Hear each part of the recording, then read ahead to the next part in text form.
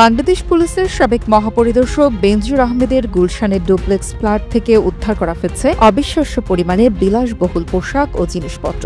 এসব জিনিস এবার নিলামে উঠতে যাচ্ছে।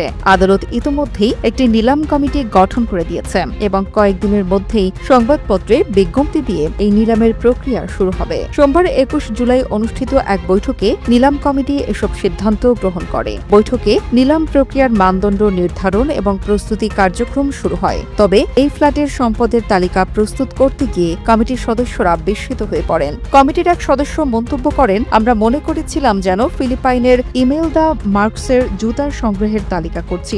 মার্কস দম্পতির দুর্নীতির মতোই আজ বেনজির দম্পতির সম্পদের হিসেব করতে গিয়ে সেই ইতিহাসই মনে পড়ছে বলে জানান তিনি। প্রসঙ্গত, দুর্নীতি দমন কমিশন ইতিমধ্যেই বেনজির আহমেদের বিরুদ্ধে শতাধিক কোটি টাকার অবৈধ সম্পদ অর্জনের অভিযোগে মামলা করেছে। নিলাম কমিটির প্রাথমিক প্রতিবেদনে দেখা গেছে গুলশানের একটি মাত্র ফ্ল্যাট থেকে উদ্ধার করা হয়েছে 246টি আইটেম। এর মধ্যে রয়েছে 722টি টি শার্ট, 494টি শাড়ি, 266টি প্যান্ট, 30টি ব্লেজার, 8টি স্যুট, 224টি পাঞ্জাবি, 47টি পায়জামা, 88 জোড়া স্যান্ডেল, 35 জোড়া কেটস, 38 জোড়া জুতো, 250টি থ্রি পিস সেট। একজন কর্মকর্তা মন্তব্য করেন, একজন প্রজাতন্ত্রের কর্মকর্তা কিভাবে এত বিলাসবহুল জীবনযাপন করতে পারেন তা আমাদের কাছে এখনো বিস্ময়কর। তাদের মতে এ ধরনের সম্পদ কোনো সরকারি চাকরির আয় দিয়ে সম্ভব নয়। দুর্নীতির যে অভিযোগ উঠেছে এই জিনিসপত্রই তার প্রমাণ। দুদকের মামলায় বেনজির আহমেদ, তার স্ত্রী এবং কন্যার বিরুদ্ধে জ্ঞাত আয়ের বাইরে শত কোটি টাকার সম্পদ অর্জনের অভিযোগ আনা হয়েছে।